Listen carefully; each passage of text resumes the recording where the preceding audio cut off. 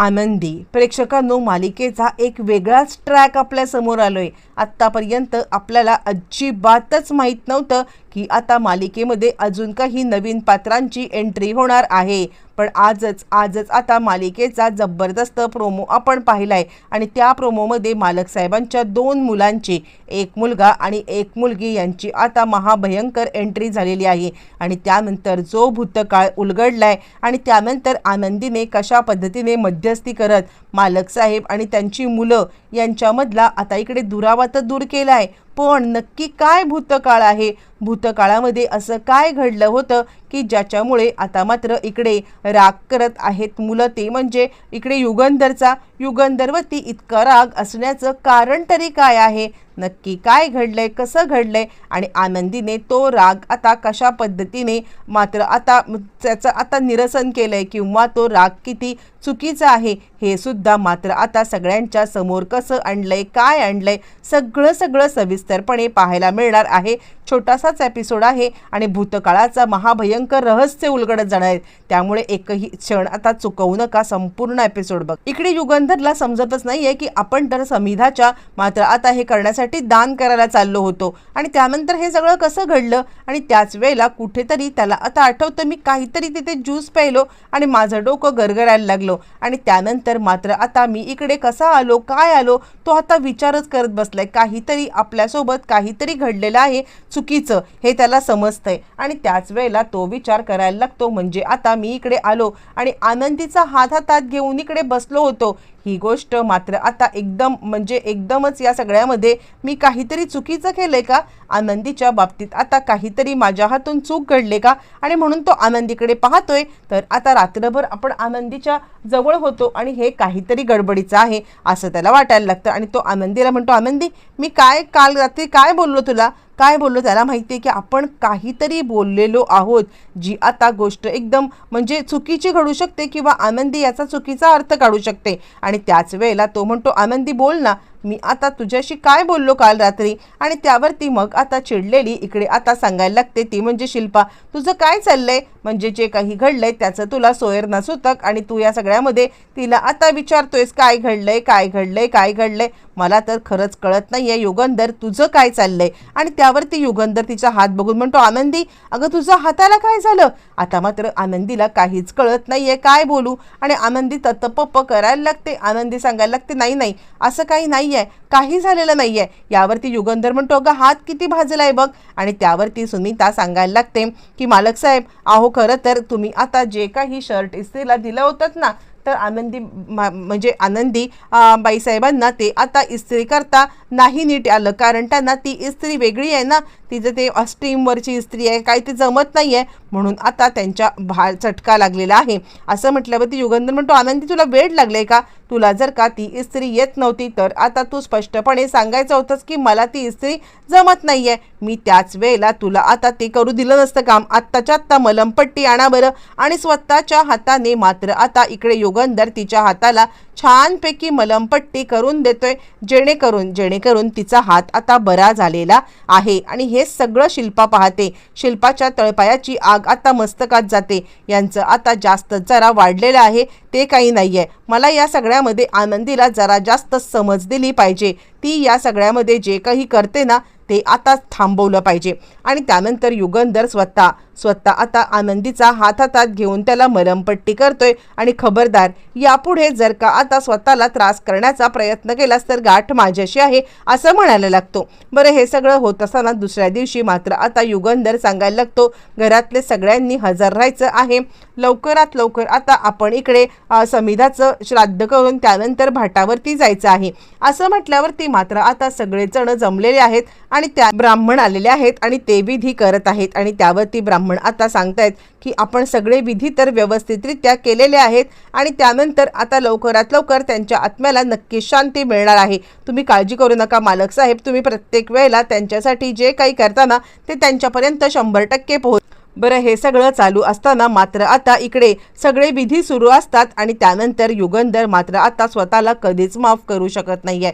युगंधर सांगत आहे, मनातल्या मनातच विचार करतोय, कोणत्या या द्विधा मनस्थितीमध्ये मी अडकलोय ना. मी इकडे समिधाला न्याय मिळवून देत आहे, माझ्या आता मनामध्ये सतत ती सुद्धा गिल्ट आता राहत आहे आणि ना मी या सगळ्यामध्ये मात्र आता इकडे विधी चालू आहेत. आणि त्याच वेळेला आपण पाहिलंय की आता एंट्री झालेली आहे मालक साहेबांच्या 2 मुलाची. मालिकेमध्ये आत्तापर्यंत आपण पाहिलेलंच नव्हतं की त्यांना ते म्हणजे मुलं आहेत काय आहेत, ती कुठे असतात काय असतात, पण आत्ता खरा सगळा भूतकाळ अशा पद्धतीने डोळ्यासमोर येऊन आता थबकणार आहे की त्यानंतर मात्र आता सगळं आपल्या समोर येणार आहे.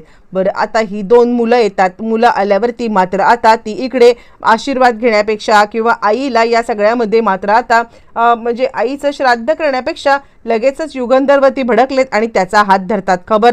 खबरदार, जर आता आमच्या आईला तुम्ही आता आमच्या आईची शांती आता तुम्ही करण्याचा प्रयत्न केलात तर, असं ते म्हणायला लागतात. आणि त्याच वेळेला मात्र आता तो मुलगा सांगायला लागतो, आमच्या आईला वेळ देण्यासाठी तुमच्याकडे, आणि त्यानंतर मात्र आता तो सांगायला लागतो, काही आमच्या आईचं श्राद्ध करण्याची तुम्हाला आता गरज नाही आहे. असं म्हटल्यावरती मात्र आता इकडे सगळेजण चपापलेत. आनंदीला तर आता काहीच कळायला मार्ग नाही आहे की हे सगळं काय चाललंय. आणि ती आता विचार करायला लागते, मालक साहेबांची मुलं आणि त्यांना आता काहीच तिला कळत नाही आहे. आणि त्याच वेळेला मात्र आता लगेचच इकडे आता मुद्दामच तिचे कान भरण्यासाठी आलेला आहे तो म्हणजे स्वतः आता विद्याधर. आणि विद्याधर या सगळ्यामध्ये तिचे कान भरायला लागलेला आहे. बरं, हे सगळं होत असताना मग आता तो सांगतोय की आमच्या आईला ज्या वेळेला तुमची गरज होती आणि त्यावेळेला मात्र आता तुम्ही कधीच या सगळ्यामध्ये मात्र आता तिच्या सोबत नव्हतात. आणि त्यावरती मात्र आता लगेचच युगंधर सांगायला लागतो, ऐक मी जे काही बोलतोय आता ते एकदा ऐकून तरी घे. आणि त्यावरती आनंदी आता सांगायला लागते, मालक साहेबांची मुलं. आणि त्यावरती तो सांगतो, तुला माहित नाहीयेत ना, तुला आता त्यांनी पूर्णपणे फसवलंय. लग्न करताना तुला सांगितलं सुद्धा आता नाहीये की या सगळ्यामध्ये त्यांना आता मुलं आहेत. कळतंय का मी काय बोलायचा प्रयत्न करतोय? अगं, आणि मुलं आता अशी तशी नाही आहेत, ती मुलं तुझ्या इतकी मोठी आहेत. आणि मालक साहेबांनी तुला आता फसवलंय. तू एका म्हाताऱ्या माणसासोबत लग्न केलेस हे आता तुला कळतंय का? आनंदी आता मात्र विद्याधरला बाजूला करते आणि गप्प करते. आणि ती आता त्या मुलाचं बोलणं ऐकण्याचा प्रयत्न करते. नक्की त्याच्या मनामध्ये कसला राग आहे. आणि ते आता ज्या वेळेला ती ऐकण्याचा प्रयत्न करते तेव्हा तो सांगायला लागतो, हे आत्ता सगळे धंदे करण्यापेक्षा किंवा आत्ता माझ्या आईचं श्राद्ध घालण्यापेक्षा त्याच वेळेला तिला आता व्यवस्थितपणे वेळ दिला असतात. ह्या सगळ्यामध्ये तुम्ही आता तुमचा बिझनेस बाजूला ठेवून हे जर का केलं असतं ना, नक्कीच हा प्रकार घडला नसता. आमची आई सध्या आता आमच्यामध्ये असती आणि त्यानंतर आपण आता एक फॅमिली म्हणून आता आम्ही राहिलो असतो. आम्ही आमच्या आईला मुकलो नसतो आणि आम्हाला हे असं जगायला लागलं नसतं, ते म्हणजे हॉस्टेलला. असं म्हटल्यावर ती युगंधर म्हणतो, काय चाललंय काय तुझं? हे बघ, हे विधी पूर्ण होऊ दे आणि त्यानंतर मग आता आपण बोलूया. असं म्हटल्यावरती तो म्हणतो, अजिबात नाही, हे विधी जे काही आहेत ना ते मी पूर्ण करेन. माझ्या आईला जर का शांती हवी असेल तर आता या सगळ्यामध्ये मी आता माझ्या आईच्या आत्म्याला शांती देण्यासाठी मी हे करेन. आणि तो आनंदीकडे पाहतो आणि तो म्हणतो, तुम्हाला माझ्या आईची किती आठवण येते किंवा काय येते हे आता आम्हाला माहिती आहे. तुम्हाला जर का आमच्या आईच्या बद्दल आता प्रेम जरी वाटलं असतं ना, तर आता तुम्ही या सगळ्यामध्ये या तिसऱ्या बाईला या घरामध्ये आणलं नसतं.